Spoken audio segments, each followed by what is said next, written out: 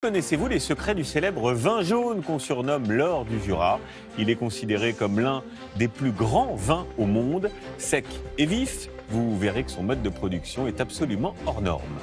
Dans votre trésor en France maintenant, on démarre aujourd'hui avec une découverte. On l'appelle l'or du Jura. Connaissez-vous le vin jaune qui doit sa renommée à son processus unique d'élaboration? C'est un vin qui est vieilli pendant 6 ans. Alors on va tâcher aujourd'hui de vous en révéler les petits secrets avec Caroline Sins et Chloé Cormery qui ont suivi pour nous un vigneron très fier de ses vins. Regardez. On l'appelle l'or jaune du Jura. Il est la fierté des vignerons qui le produisent. Le vin jaune, un vin complexe et rare. Sur ces coteaux d'Arbois, Stéphane Tissot examine ses vignes cultivées en biodynamie. Dans cette terre argileuse qui colle aux bottes, pousse un cépage unique, le savagnin. Le raisin de savagnin, il est très dense, c'est très croquant et il va toujours avoir beaucoup d'alcool, beaucoup d'acidité et beaucoup de structure. 50 hectares de vignes et seulement 10 destinés au vin jaune. Une petite récolte qui va vieillir longtemps dans de vieux tonneaux de chêne.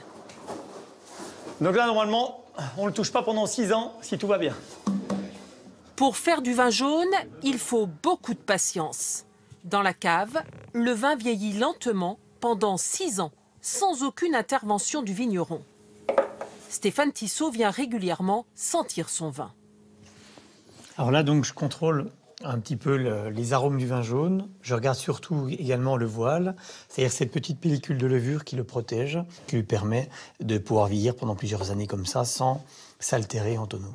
Au bout de 6 ans, le vin est concentré, plus alcoolisé, car il en reste moins dans le tonneau.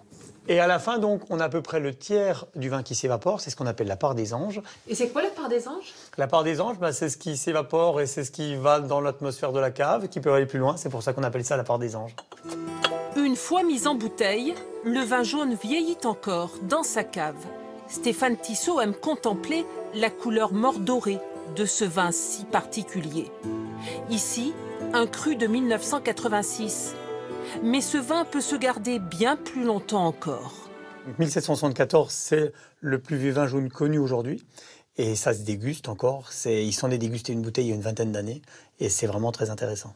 Et ces bouteilles, vous allez les vendre? Non, ça on garde pour la réserve de la famille. Pour les générations à venir, on espère. Et c'est à un chef étoilé qu'il fait goûter le vin jaune de 2014, tout juste mis en Clavelin. Nom de la bouteille, vendue 50 €. Bon, santé, Joël. Santé, c'est... Des arômes de noix et d'épices faciles à associer. T'as vu un peu la finesse qu'on a ici, là? Et avec ça, tu fais un repas. Tu sais, on veut toujours faire des accords mets-vins avec un verre ou quoi que ce soit. Sur une finesse comme ça, tu peux boire tout au long, là. Ou tout simplement à boire avec un vieux comté. C'est un vin qui se médite et qui se déguste tranquillement.